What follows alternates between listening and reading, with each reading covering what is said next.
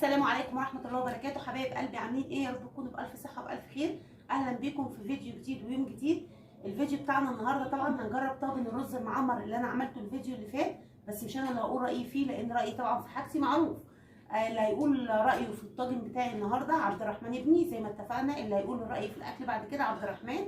واقول لكم من الفيديو اللي قبل كده ان هو هيطلع في فيديوهات اكل يقول لكم رايه بصراحه.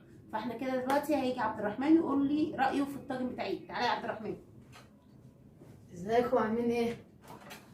بصوا بقى، عبد الرحمن طلب مني رز معمر فانا عملت له رز معمر، فعشان يدوق بقى ويقول رايه انا جبته قدامكم اهوت عشان هو اللي يقول. ثانيه كده نقول بسم الله الرحمن الرحيم. بسم الله الرحمن الرحيم قدامهم اهو، ما تقوليش شكله يفتح النفس. هو بقول لك شكله بيفتح النفس. نجرب كده. بسم الله الرحمن الرحيم. بصوا يا جماعه الطريقه عامل ازاي، مليان لبن بقى كده وطالع جميل، حاجه كده فاخر من الاخر، حاجه كده ايه فاخر من الاخر. هو عشان لسه سخن فبصوا عشان ايه، بس قولي رايك فيه ايه. ماشي، واخد انا كمان حته عشان اقول رايي لنفسي. بسم الله.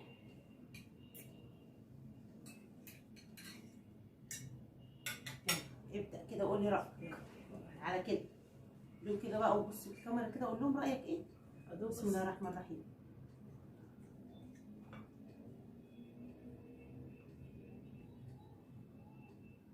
رايي معروف في حاجتي ولا يقول رايي، بس عشان لسه سخن. بس سخن قوي يا جماعه على فكره. حلو قوي قوي قوي بجد. اه والله.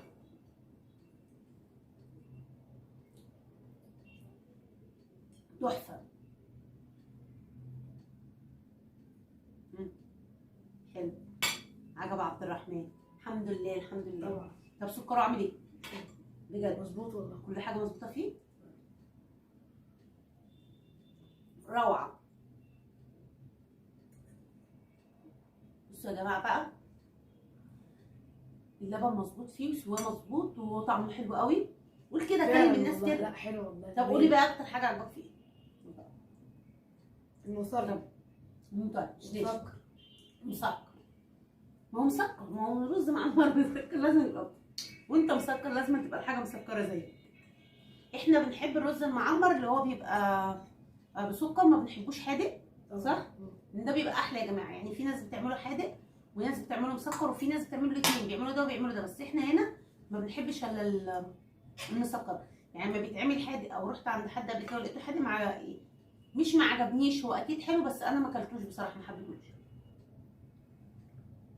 ده كمان بقى لما يبرد ويسقع في الثلاجه كده، بس لما اجيب الطبق كده يا عم ده جميل. لما يبرد ويسقع في الثلاجه كده يبقى طعمه تحفه طبعا. بصوا بقى يا جماعه الرز دوت المعمر هو سخن، هو بقى اصلا لما بيتاكل بارد بيبقى احلى وهو بارد طبعا، بيبقى عامل زي الرز ابو لبن كده. وبيطلع حتت بقى كده تعرف تطلعي حتت، بس هو عشان لسه سخن وانا عايزه عشان اصور الفيديو فصورت لكم هو لسه سخن بقى كده وطعمه، بس طعمه تحفه بصراحه. طعمه عامل جميل قوي. ايه رايك فيه؟ لو عجبكم بقى الفيديو بتاعي دوت عايزه عليه لايكات كتير كتير. ادي هو بص بقيت اعمل الاكل واجي اكل قدامكم اهوت عشان ما تفتكروش ان انا بعمل حاجه اي كلام يعني. اديله 10 من 10. نديله 10 من 10. ده الرز المعمر السريع اللي احنا عملناه بسرعه، خد معانا نص ساعه بس في الفرن وطلع في منتهى الجمال طريقته في الفيديو اللي فات. عايزاكم تجربوه بالطريقه ديت. دي طريقه المحلات يا جماعه اللي بتعمل رز معمر والكلام دوت، بيعملوه بالطريقه دي. اولا ما بياخدش لبن كتير، لما تسويه بالطريقه دي ما بياخدش منك لبن كتير. يعني طاجن قد دوت انا عاملاه بكيلو لبن واحد. تاني حاجه ما بياخدش وقت في الفرن خالص وبيطلع مستوي زي ما انتم شايفين كده، وطلع بجد طعمه تحفه وحلو قوي قوي. وحطيت له حته زبده صغيره بس على الوش. بصوا حته الزبده اللي انا حطيتها خلت وشه طالع محمر وحلو ازاي. اتمنى انكم تجربوا بقى الطريقه بتاعتي دي بتاعت الرز المعمر بتاعي. قول بقى كده حاجه عجبك.